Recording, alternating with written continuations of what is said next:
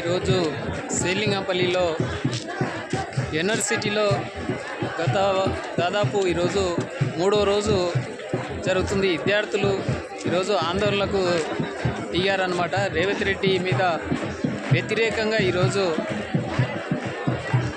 నినాదాలతోటి ఈరోజు తిండి లేకుండా నీళ్లు లేకుండా ఈరోజు రోడ్డెక్కి ఈరోజు ధర్నాకు దిగడం, విద్యార్థులు ఆవేదనకు గురయ్యారు. ఈరోజు నిజంగా ఈరోజు రేవంత్ రెడ్డిని ఈరోజు మేము ప్రతి ఒక్కరము గెలిపించడం జరిగింది. ఈరోజు మమ్మల్ని రోడ్ పాలు చేయడం జరుగుతుందని ఈరోజు ఆవేశంతో విద్యార్థులు 3 రోజులు అవుతుంది. ఈరోజు పండుగ లేదు, బక్రీద్ లేదు, ఏది లేకుండా ఈరోజు సెంట్రల్ యూనివర్సిటీలో ధర్నాకు దిగిరు. ఈరోజు ఎండల ఉరిమిలాగా కొట్టే ఈ ఎండలో దిగారు. అయితే ఈరోజు రేవంత్ రెడ్డి ప్రభుత్వము అసలు మా విద్యార్థుల కోసం ఉన్నదా, రైతుల కోసం ఉన్నదా, లేకపోతే బిజినెస్ చేసే వాళ్ళు కంపెనీల వాళ్ళ కోసం ఉందా, మరి ఏ విధంగా ఎవరి కోసం ప్రభుత్వం ఉంది రేవంత్ రెడ్డి అనేది ఈరోజు ఒక పక్క విద్యార్థులు ఈరోజు లేవనెత్తారు.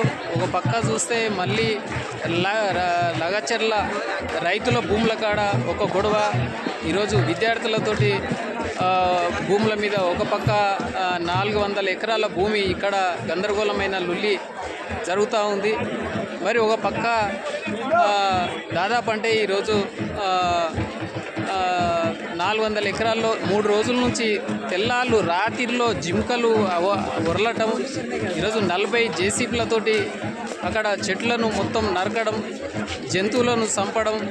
ఈ విధంగా గవర్నమెంట్ ఉన్నది విద్యార్థుల కోసము, రైతుల కోసము, వృక్షుల కోసము, పక్షుల కోసము, రైతుల కోసము, విద్యార్థుల కోసం, జాబ్ చేసే వాళ్ళ కోసము, వాళ్ళందరికీ వాళ్ళ పక్షాన ఉండాలి రేవంత్ రెడ్డి గారిని, ముఖ్యమంత్రి కానీ ఈరోజు ప్రతి ఒక్కరికి దూరం చేసుకుంటా ఉన్నాడు. తన చెట్టు ఎక్కిన చెట్టు తననే కొట్టుకుంటున్నాడని ఈరోజు రైతులు ఒక పక్క రగచెర్లలో ఎంత గొడవ జరిగిందో ఈరోజు మనం చూస్తూనే ఉన్నాం. అది ఆగక ముందే ఈరోజు మళ్ళా విద్యార్థులు ఈరోజు వందల వేల మంది యూనివర్సిటీలో, సేలింగంపల్లిలో యూనివర్సిటీలో ఈరోజు గందరగోళం లొల్లి జరుగుతూ ఉంది. ఇంత లొల్లి జరుగుతుంటే కూడా ఇంకా అక్కడ 40 జేసీబీలతోటి పని జరుగుతూనే ఉంది. ఇక్కడ మిలిటరీ వాళ్ళని కానీ పోలీసు వాళ్ళని కూడా పెట్టి ఈ విధంగా చేయడం కరెక్ట్ కాదని విద్యార్థులు తిరగబడతా ఉన్నారు.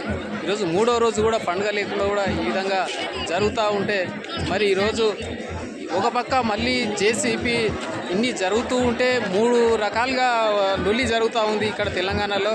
ఒక పక్క మొన్నటిదాకా కూడా మళ్ళా ఏ విధంగా చెరువుల కాడ లొల్లి జరిగిందో, కాల్వల కాడ కట్టారని ఈ విధంగా లొల్లి ఒక పక్క జరుగుతూ ఉంది.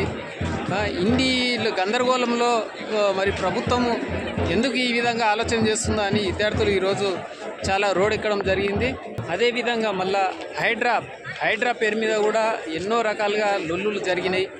మరి ఇన్ని రకాలుగా 3-4 రకాలుగా జనాలు తిరగబడే విధంగా ప్రభుత్వము చేస్తుందంటే అసలు జనం కోసం ఉందా ఈ ప్రభుత్వం, లేదంటే డబ్బులు ఉన్న వాళ్ళకు, యంత్రాలు ఉన్న వాళ్ళకు, కంపెనీలు ఉన్న వాళ్ళకు, బిజినెస్ మెన్ల కోసం ఉందా ఈ ప్రభుత్వం అర్థం కాని పరిస్థితిలో ఉందని ఈరోజు విద్యార్థులు చాలా ఆందోళనగా ఉన్నారు.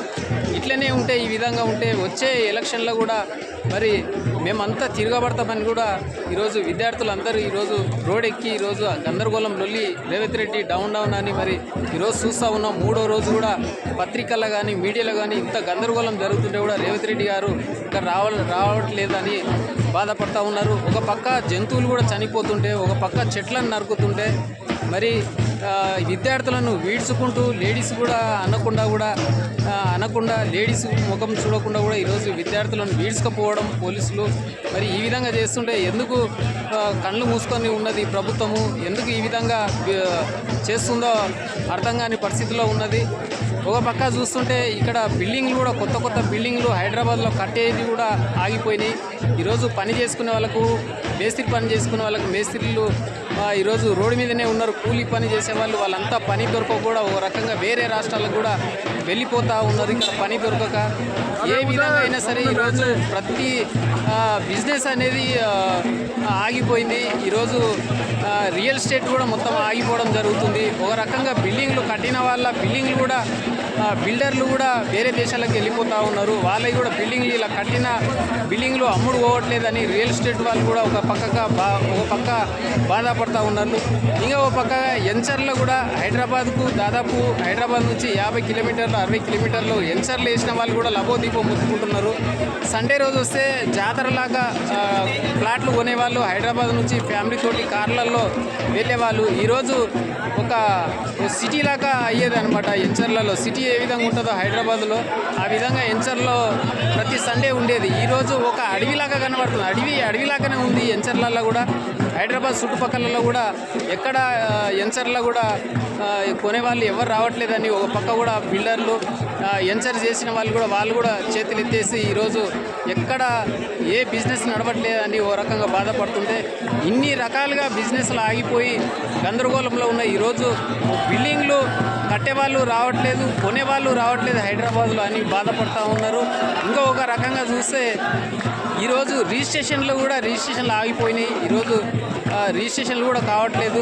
రిజిస్ట్రేషన్ ఆఫీసులలో కూడా కొనేవాళ్ళు కూడా ఎవ్వరు కూడా కనబడతలేరని ఒక పక్క. మరి చూడండి ఇంత గందరగోళం జరుగుతుంది. ప్లాట్లు రిజిస్ట్రేషన్లు కావాలి, బిల్డింగ్లు కడుతుంటేనే వాళ్ళకి పని దొరుకుతుంది. ఆ పని జరిగితే కాంట్రాక్టర్లకు పని దొరికితే వాళ్ళకి పైసలు వస్తాయి, కూలీ పని చేసుకునే వాళ్ళకు డబ్బులు వస్తాయి. రియల్ ఎస్టేట్ కూడా బాగా ఊపందుకుంటుంది.